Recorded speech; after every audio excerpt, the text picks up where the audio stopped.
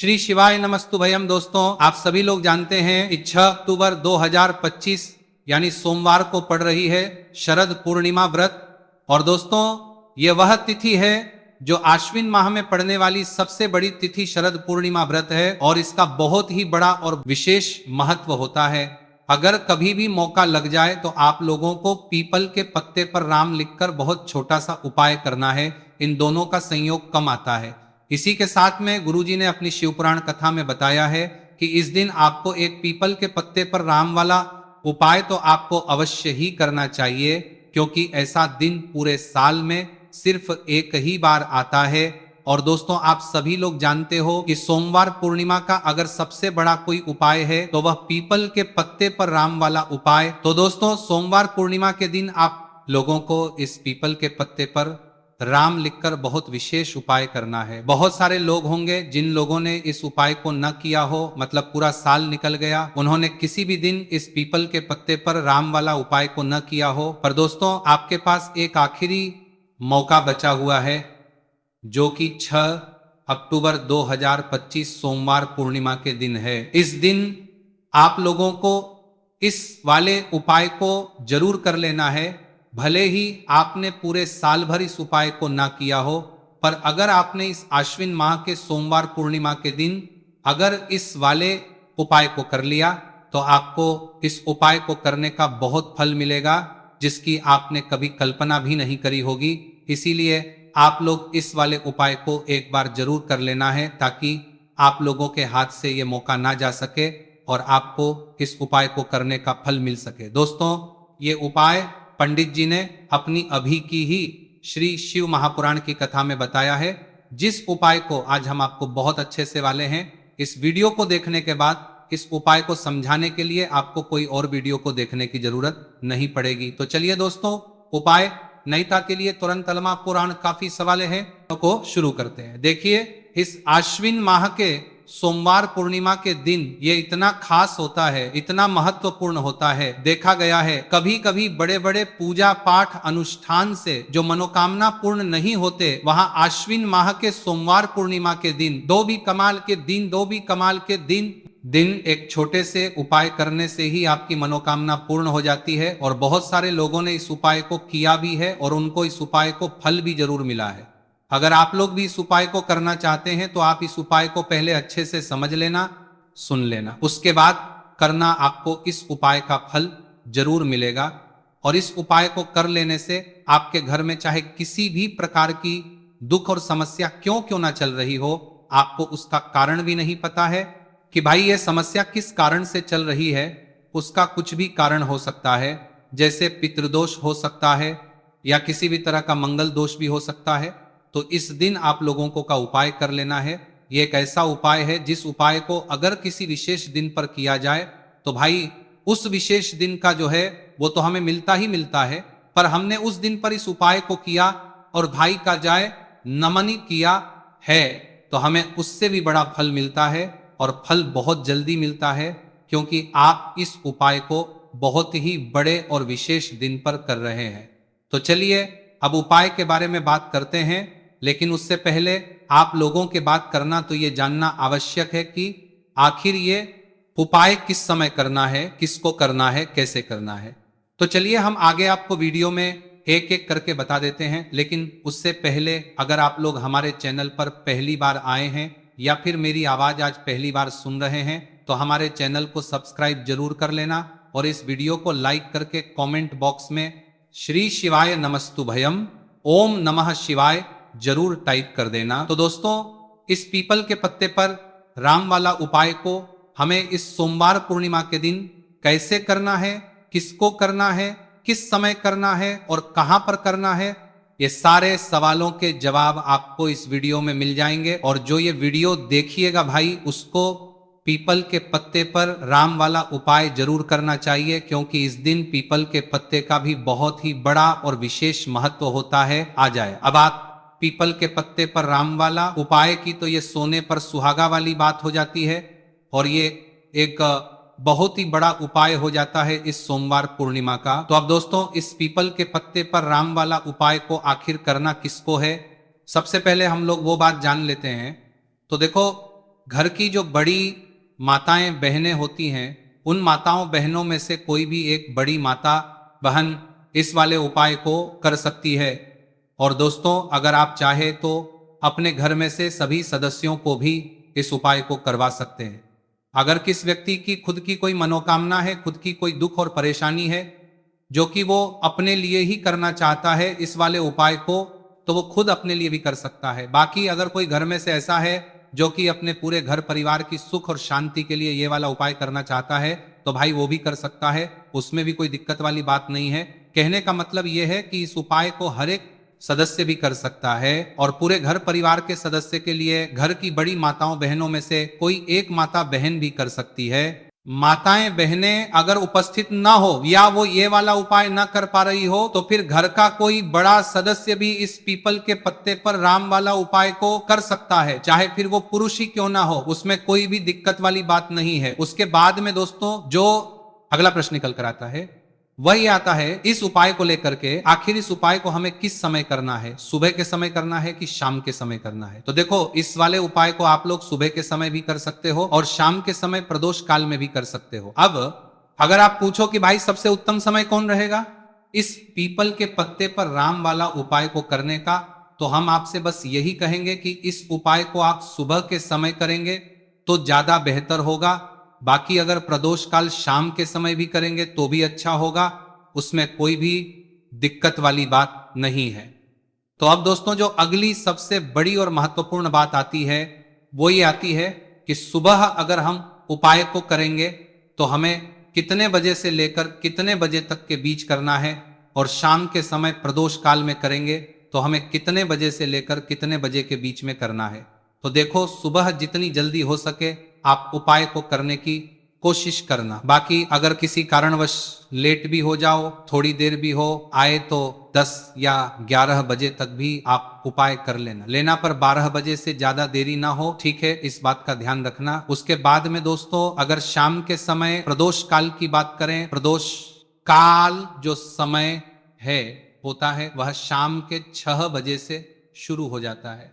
मतलब शाम के 6 बजे से लेकर 7 बजे के बीच का जो समय होता है, यह समय प्रदोष काल का समय होता है। तो आप इस उपाय को 7 या 8 बजे के बीच में भी कर सकते हैं। बहुत 7 हो मतलब शाम के 6 बजे से रात 8 बजे के बीच में आप कभी भी इस वाले उपाय को कर सकते हो, उसमें कोई भी दिक्कत वाली बात नहीं है। हमें किसी भी दिन आपको पीपल के पत्ते पर लिखकर बहुत छोटा सा उपाय करना है, ऐसा समझ लीजिए। जितने भी आपके शत्रु की जुबान के पत्ते पर है, जो भी आपके विरोधी है, दुश्मन है, जो आपको हर तरफ से परेशान कर रहे हैं, अब उन शत्रुओं की अकड़ निकलेगी। शत्रु का किया कराया भी तुरंत हट जाएगा जब आश्विन माह में आप इस छोटे से उपाय को करेंगे। तो देखिए, आज की वीडियो विशेषकर उन लोगों के लिए ही है जो अपने जीवन के लिए में शत्रुओं से और दुश्मन से बहुत परेशान हो चुके हैं। देखिए, जगत के पालनहार श्री हरि विष्णु जी का हम सोमवार पूर्णिमा के दिन पूजन करते हैं और उनसे जुड़े हुए उपाय करते हैं। साथ ही साथ आपको बता दें कि आश्विन माह में संकट मोचन हनुमान जी का करने से और उनसे जुड़े हुए कुछ उपाय करने से जीवन के बड़े से बड़े कष्ट भी क्षण भर में दूर हो जाते हैं। तब बहुत कम समय में आपके शत्रु और आपके विरोधी आपके जीवन से दूर हो जाएंगे। आपके दुश्मन लाख कोशिश के बाद भी आपका बाल भी बांका नहीं कर पाएंगे अगर आप आश्विन माह में इस छोटे से उपाय को कर लेते हैं। अब देखिए, आज का जो समय है ये कलयुग का समय है, और कलयुग के एकमात्र देवता जो अपने भक्तों के जीवन से सारे कष्टों को दूर कर देते हैं वह स्वयं है संकट मोचन हनुमान जी। और संकट मोचन हनुमान जी का पूजन अगर आप आश्विन माह में करते हैं और उनसे जुड़ा हुआ ये छोटा सा उपाय अगर आप आश्विन माह में किसी भी दिन कर लेते हैं, तो ऐसा समझ लीजिए आपके जो शत्रु, आपके जो विरोधी, आपके जो दुश्मन है, ये किसी भी तरह से आपको परेशान करने का प्रयास कर लें, आपका बाल भी बांका नहीं कर पाएंगे। दूसरी चीज, अगर आपके शत्रु ने आपके ऊपर कोई भी तंत्र मंत्र करवा रखा है, कोई भी जादू टोना, कोई भी ब्लैक मैजिक आपके ऊपर करवा दिया है या करवाने का प्रयास कर रहे हैं, ऐसा समझ लीजिए वह किया कराए आप तक पहुंचेगा ही नहीं। और अगर आप तक पहुंच गया है, कोई भी ब्लैक मैजिक तुरंत हट जाएगा जब आप इस छोटे से उपाय को आश्विन माह में करेंगे। देखिए, उपाय छोटा लेकिन बहुत महादिव्य चमत्कारी है। मतलब उपाय को करने में ना तो आपका ज्यादा समय जाएगा, ना ही इसमें आपके ज्यादा पैसे लगने वाले हैं। और ऐसा समझ लीजिए कि एक बार ही अगर आपने इस उपाय को सोमवार पूर्णिमा के दिन कर लिया तो इसका महादिव्य चमत्कार आप खुद देख लेंगे। तो मां लक्ष्मी कि आपको और विशेष कृपा मिलती है। मां लक्ष्मी आपसे बहुत जल्दी प्रसन्न होती है और आपके सारे संकटों को वह दूर कर देती है। तो पीपल के पत्ते में और पीपल के पेड़ में होता है देवी देवताओं का वास। पीपल के पेड़ में श्री हरि विष्णु साक्षात मां लक्ष्मी वास करती है। पीपल के देव हमारे पितरों का वास होता है। पीपल का जो पेड़ होता है इसका पूजन करने से शनिदेव की कृपा, उनका आशीर्वाद मिलता है। और पीपल का पत्ता जो है इसका उपाय आश्विन माह में करने से व्यक्ति है, संभव में आश्विन माह में करने से व्यक्ति है कि जीवन से बड़े संकट और कष्ट दूर हो जाते हैं, जिसमें कि शत्रु और आपके दुश्मन जो हैं ये पूरी तरह परास्त हो जाएंगे और कभी भी आपका कुछ नहीं बिगाड़ पाएंगे। अगर ये उपाय आप करते हैं तो देखिए, ये उपाय स्त्रियां भी कर सकती हैं, पुरुष भी कर सकती हैं। किसी भी दिन आप इस उपाय को कर सकते हैं। इसमें दिन आपको नहीं देखना है कि किस दिन करें, जिस दिन आप चाहा उस दिन इस उपाय को आप कर सकते हैं। तो सोमवार पूर्णिमा के दिन आपको पीपल का पत्ता तोड़ना नहीं है, उससे एक दिन पहले ही तोड़कर आप पीपल का पत्ता ले आए, या गिरा हुआ जो पत्ता होता है पीपल का वो आप ले लें। बस इस चीज का आपको ध्यान रखना है कि सोमवार पूर्णिमा के दिन पीपल के पेड़ से कोई भी पत्ता हम नहीं तोड़ते हैं। इस चीज का आपको विशेष ध्यान रखना है। तो आपको लेना है का एक पत्ता और शुद्ध जल से उसे साफ कर लेंगे। अगर पीपल के पत्ते पर हो तो वो हट जाए, फिर गंगा जल का थोड़ा सा छिड़काव यानी थोड़ी सी छींटे आपको इस पीपल के पत्ते पर मारनी है और इस पीपल के पत्ते को फिर कपड़े से पोंछकर आपको साफ कर लेंगे। अब एक पत्ता और बारगे का आपको लेना है, बिल्कुल सूखा लेना है। अब आपको लेना है थोड़ा सा सिंदूर, जो केसरिया वाला सिंदूर आता है जो हम संकट मोचन हनुमान जी को चढ़ाते हैं, वह केसरिया सिंदूर आपको लेना है। थोड़ा सा जल डाल से गिला कर लेंगे और इसी सिंदूर से इस पीपल के पत्ते पर आपको भगवान राम का नाम लिखना है। आप किससे लिखेंगे? माचिस की तीली ले सकते हैं, उसे लिख सकते हैं। किसी भी तरह से आपको भगवान राम का नाम इस पीपल के पत्ते पर लिखना है। लिख लिया। एक आपको चमेली के तेल का या सरसों के तेल का दीपक तैयार करना है और एक कोई भी आपको लेनी है मिठाई। मिठाई में यहाँ पर आप बूंदी का प्रसाद ले सकते हैं, बेसन का लड्डू ले सकते हैं, और अगर आप ले लेते हैं तो ये और भी उत्तम है। देखिए, इमरती का जो भोग होता है ये संकट मोचन हनुमान जी को बहुत ज्यादा प्रिय है। अब ये सारी चीजें लेकर आपको जाना है संकट मोचन हनुमान जी के मंदिर में। तो देखिए, सबसे पहले आपको संकट मोचन हनुमान जी के सामने ये दीप प्रज्वलित करना है जो आप लेकर के गए हैं। चाहे आपने चमेली के तेल का दीपक तैयार करा है या सरसों के तेल का, सबसे पहले दीपक आप जला देंगे और दीप जलाने के बाद आपको जो पीपल का पत्ता आप लेकर के गए थे वह पत्ता संकट मोचन हनुमान जी को अर्पित करना है, वहां चढ़ाना है। और जो भी भोग में आप लेकर के गए हैं, चाहे आपने बेसन के लड्डू लिए, बूंदी का प्रसाद लिया या फिर इमरती, जो भी कुछ आपने लिया है उसका भोग लिया, जो भी कुछ आप और पर काम करने के आप जो भी आप लेकर के गए थे वह लगाना है। और संकट मोचन हनुमान जी से आपको प्रार्थना करनी है कि हे जगत का कल्याण करने वाले संकट मोचन हनुमान जी, संकटों को हरने वाले, मेरे जीवन से शत्रु और दुश्मनों को भी दूर कर, शत्रु का कल्याण करने वाले संकट मोचन हनुमान जी से 4 कर दीजिए, या कराया तंत्र मंत्र सब कुछ हट जाए, ऐसी कृपा मुझ पर कीजिए। इस तरह से आपको प्रार्थना करनी है और 108 बार जय श्री राम, जय सीताराम, जय श्री राम, जय सीताराम, जय श्री राम, जय सीताराम, इस तरह से आपको जयकारा लगाना है। क्योंकि भगवान राम का नाम मोचन हनुमान जी को ज्यादा प्रिय है तो जयकारा लगा देंगे। और देखिए, अगर एक बार हनुमान चालीसा पढ़ पाए तो आप एक बार हनुमान चालीसा ऐसा जरूर पढ़ें, ठीक है ना। ज्यादा बार नहीं तो एक बार जरूर पढ़ें। जयकारा तो आपको बिल्कुल से लगाना है। और इस छोटे के लिए से उपाय को किसी भी दिन कर लीजिए, सुबह कर लीजिए, शाम को कर लीजिए, और किसी भी दिन, जैसे सोमवार की पूर्णिमा तिथि जो होती है ना, ये बहुत बड़ी होती है, आप उस दिन भी इस उपाय को कर सकते हैं। जरूर से करें। शत्रुओं और दुश्मन, आपके जो विरोधी हैं, ये पूरी तरह चारों हो जाएंगे और आपका बाल भी वहां का नहीं कर पाएंगे। देखिए, इस उपाय को आप 9 दिन भी कर सकते हैं, 2-3 बार भी कर सकते हैं। अगर आप ज्यादा बार नहीं कर पा रहे हैं तो एक बार आपको इस उपाय को जरूर से करना चाहिए। तो देखिए, इस उपाय को करने से जो आपके सामने से शत्रु हैं वह भी परास्त हो जाएंगे। जो पीठ पीछे वार करते हैं, पीठ पीछे तंत्र मंत्र करवाते हैं, वह शत्रु भी चारों खाने चित्त हो जाएंगे। बस छोटा सा उपाय है, जरूर करें। तो देखिए, अब बात कर लेते हैं अपने बहुत छोटे से उपाय की, जिसे अश्विन माह में करने से आपकी हर मनोकामना पूरी हो जाती है। यह उपाय आप अपने पर ही कर सकते हैं, कहीं जाने की आप आवश्यकता नहीं है। कोई भी ऐसी विश जो बहुत लंबे समय से अधूरी है, पूरी नहीं हो रही है, या धन को लेकर आप बहुत परेशान हैं, या घर में संकट कष्ट बहुत आते हैं, बीमारियां बहुत आती हैं, तो एक लाल पुष्प, जैसे कि गुलाब का फूल भी लाल होता है, आप जरूर से अपने घर के मंदिर में मां लक्ष्मी को अर्पित करें और एक देसी घी का दीपक लाल बाती का जलाकर मां लक्ष्मी का पूजन करें। सोमवार पूर्णिमा के दिन अगर लाल रंग से जुड़ा हुआ ये उपाय आप करते हैं, आपकी सारी मनोरथ, सारी मनोकामनाएं मां लक्ष्मी पूरा कर देंगी, क्योंकि लाल रंग मां लक्ष्मी को बहुत प्रिय है। लाल पुष्प और लाल रंग की बाती का दीपक आपकी बड़ी से बड़ी मनोकामना को भी पूरा कर देगा। आश्विन माह में ये उपाय आप किसी भी दिन कर सकते हैं। दूसरे उपाय की हल्दी वाला जल आपको अपने घर में किस जगह पर डालना है और उपाय कैसे करना है, और कैसे ये हल्दी वाला जल आश्विन माह का सोमवार पूर्णिमा के दिन आप अपने घर में डालते हैं, है उपाय को करते हैं, तो सीधे सीधे मां लक्ष्मी आपसे प्रसन्न होकर आप आती है और श्री हरि विष्णु के साथ आती है। स्थिर लक्ष्मी का आपके घर में वास होता है।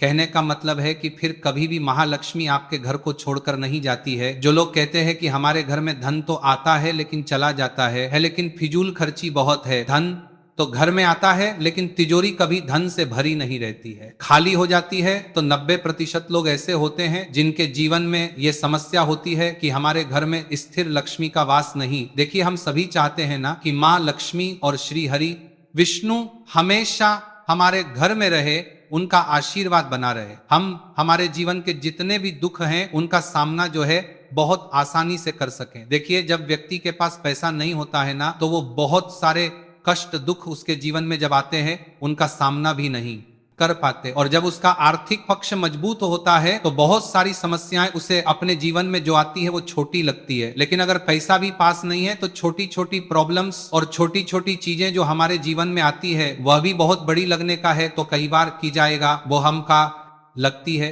तो आपको करना क्या है, आपको यहां पर लेना है गंगा जल। तो देखिए, पहले तो आपको अपने पूरे घर में गंगा जल का छींटा लगाना है। गंगा जल आपके घर से जितनी भी नेगेटिव एनर्जी होती है उसे बाहर कर देता है।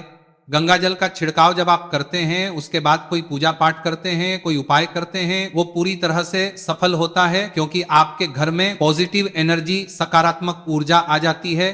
तो इतना करने के बाद आपको क्या करना है, एक लोटे के अंदर या एक कटोरी किसी भी चीज के अंदर आपको अपने घर का शुद्ध जल लेना है। ले लिया, पीसी हुई हल्दी उसके अंदर मिलानी है, मिला दी जब हल्दी आपको मिलानी है, ठीक है ना। उस समय आपको श्री हरि विष्णु का ध्यान करना है, श्री हरि विष्णु से प्रार्थना करनी है कि मेरे घर में धन बढ़े और कभी भी मेरे घर की जो सुख समृद्धि है उसमें कमी ना आए, ठीक है ना। जब आप जल मिला लेंगे उसके बाद आपको तुलसी का एक पत्ता लेना है। तुलसी का पत्ता पहले ही तोड़ ले, सोमवार पूर्णिमा के दिन भूल कर भी आपको नहीं तोड़ना है, तो वाले दिन नहीं तोड़ेंगे, उससे पहले ही तुलसी का पत्ता तोड़कर रख ले। अगर आपके घर में तुलसी का पौधा सूख गया है, नहीं है, तो जहां पर भी आपको तुलसी का कोई पत्ता मिल जाए, एक पत्ता आप ले आए, उस तुलसी के पत्ते से आपको अपने पूरे घर में उस हल्दी वाले जल का छींटा लगाना है। सबसे पहले घर के मंदिर में लगाएंगे, फिर जितने भी रूम है, कमरे हैं, वहां पर लगाएंगे, घर के मुख्य द्वार पर लगाएंगे। इस तरह से जब आप उपाय करते हैं तो आपके घर घर में कभी भी धन की कमी नहीं होती है, धन में वृद्धि होती चली जाती है और धन आपका हमेशा बढ़ता है। देखिए, अगर तुलसी का पत्ता आपको नहीं मिलता है तब आप किसी भी छोटी सी पूजा वगैरह की जो चम्मच होती है उससे भी छिंता लगा सकते हैं। तो देखिए, जब भी आप अपने घर में सोमवार पूर्णिमा के दिन हल्दी के पानी का छींटा लगाते हैं तो इससे श्री हरि विष्णु माँ लक्ष्मी के साथ आपके घर में आते हैं और स्थिर रूप से आते, ये मतलब कभी भी आपके घर को वो छोड़कर नहीं जाते। तो देखिए, हल्दी जो है ये जुड़ी है श्री हरि विष्णु से, आपकी कुंडली में गुरु को मजबूत करती है, आपके जीवन में सुख और सौभाग्य को खींच कर लाती है, धन को लाती है, माँ लक्ष्मी को प्रसन्न करती है। जिस तरह से हल्दी खाने का स्वाद बढ़ा देती है, बहुत बड़ी बड़ी बीमारियों को दूर कर देती है, उसी तरह से ये आपके जीवन को भी सुख से भर देती है, अगर के उपाय आप सही तरीके से कर लेते हैं। तो दोस्तों ये थे पूज्य गुरु जी द्वारा बताए गए कुछ बहुत ही खास उपाय। अगर आपको जानकारी अच्छी लगी हो तो वीडियो लाइक करिएगा। मिलते हैं फिर एक नई वीडियो के साथ। श्री शिवाय नमस्तुभयम।